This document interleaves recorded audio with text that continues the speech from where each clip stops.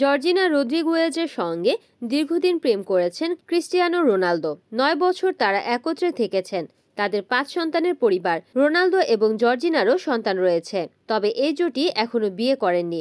গত আগস্টে রোনালদো তার প্রেমিকা জর্জিনাকে আংটি উপহার দিয়ে বিয়ের প্রস্তাব দিয়েছেন। সংবাদ মাধ্যম দাবি করেছে আগামী বছরের জুলাইয়ে বিশ্বকাপের পর তারা বিয়ে সম্পন্ন করবেন। নিজ দেশ পর্তুগালের মাদেইরা দ্বীপে বিয়ে হবে রোনালদো ও জর্জিনার। সেখানে ফুনচাল ক্যাথেড্রালে নামের একটি গির্জা রয়েছে। খ্রিস্টান ধর্ম মতে সেখানে বিয়ে সম্পন্ন করবেন তারা। এরপর সেখানকার একটি অভিজাত হোটেলে তাদের বিবাহ পরবর্তী অনুষ্ঠান হবে। রোনালদো যেখানে জন্মগ্রহণ করেছিলেন হোটেলটি সেখান থেকে মাত্র ১.৫ কিলোমিটার দূরে। CR7 এর শৈশবের ক্লাব থেকে ৩ কিলোমিটার দূরে।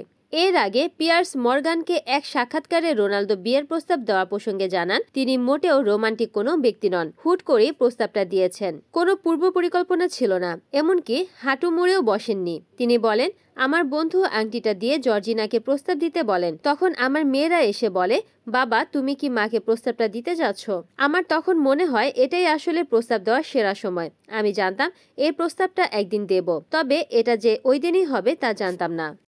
Desk news, NN TV।